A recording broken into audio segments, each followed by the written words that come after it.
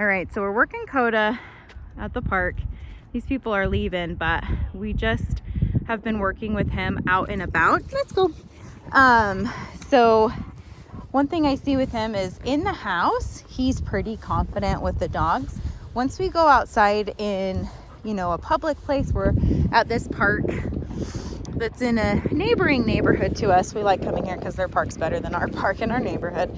And we often come across other dogs here and often other kids. So school just barely got out. This park normally will fill up right after school gets out. So we'll see if we get more children and parents with dogs.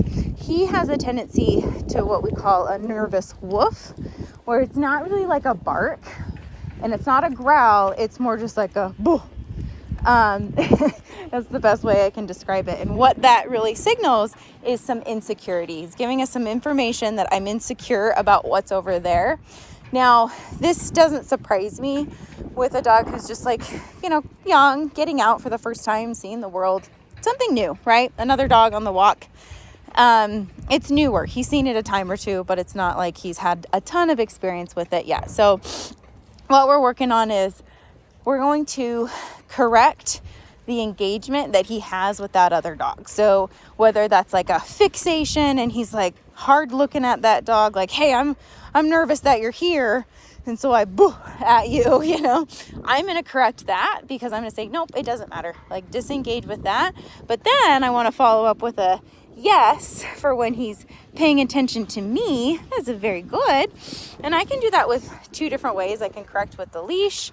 I can give a tap on the e-collar. Now I want to make sure that I'm really following through. Sometimes I'll see people just softly correct where they're like, the dog does a little boof and they're just kind of like, hey, pay attention. It's almost like we have to talk a little louder to him. It's not we have to be harsh, but sometimes I have to be like, hey, no, because he's not engaged with me and he can't even hear me because he's so focused on the other dog. And so then once I get him to disengage with that and re-engage with me, then he's like, oh, hey, I'm happy-go-lucky Koda again. Good job. It's just an insecurity that I'm seeing with him, and I don't want it to turn into reactivity. So reactivity is the, explosion that we see that a dog can have at the other end of the leash when they're barking at us aggressively or barking at the dog. And there's many different things a dog can be reactive to.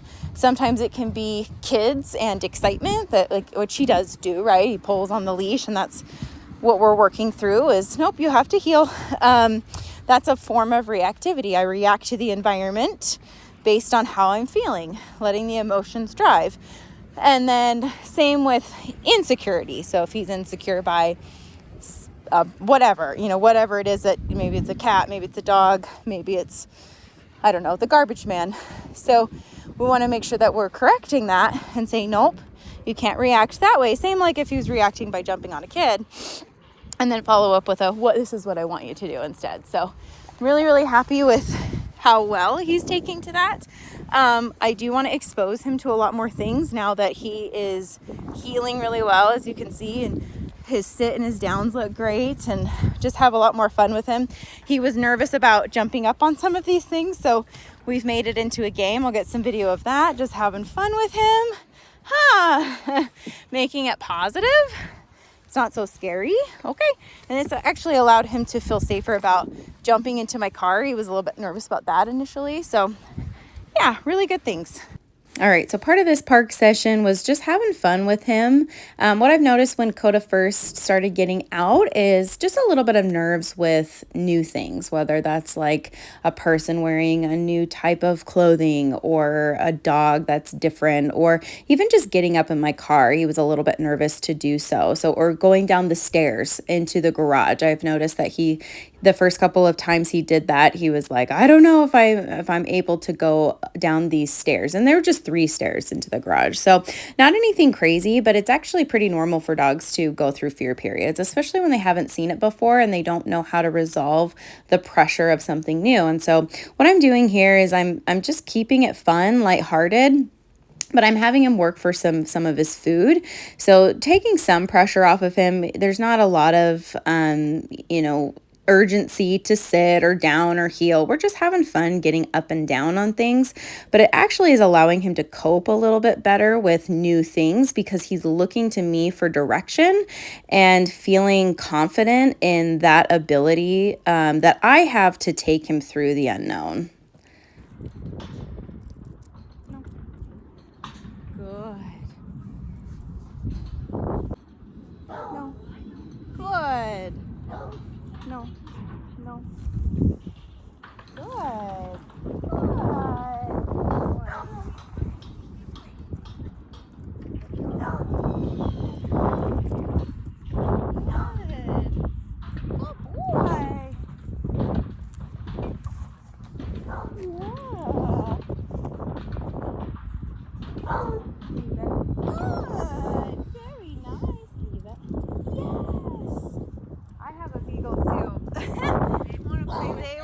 They want to bark, and I love it. I grew up with them. I totally understand. I love them so much. At least say hi. I know.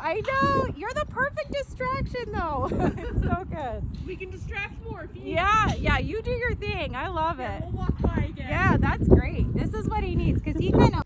Okay, I wanted some of that audio to play just so that you could hear when I was telling him good boy and when I was asking him to leave it. This was a really hard distraction. I mean, look at this cute beagle. She's just pulling right to him. And this lady was so nice to let us just use the dog as a good distraction. And so I'm doing a lot of focus exercises, even though I'm talking to this lady. So I'm walking around with Koda. I'm asking him to leave it at certain times. I'm asking him to heel. I'm making him sit. And so I'm being really demanding in this moment because I don't want to put his brain in a decision-making role where he's is the beagle's barking at me? What do I need to do with that information? Do I need to bark back? Do I need to run away? And so I've seen him do both of those things where he'll either kind of do the woof thing or he'll want to flee the scene. And so I'm just saying it doesn't matter. You have to heel with me. I'm moving him often so he's not sitting in a stressful state, even though there's times where he does look stressed and he kind of like, oh, I don't know. I don't know what I'm supposed to do with this information. And so as he moves with me, I'm feeding him with the food. He's engaging with me, starting to open up again, body language wise. And so I want him to learn that when you feel stressed, you need to pay attention to me. And that is going to help him through some of these fearful things. And yeah, there he goes. Really happy to engage after we work this for a few times back to back.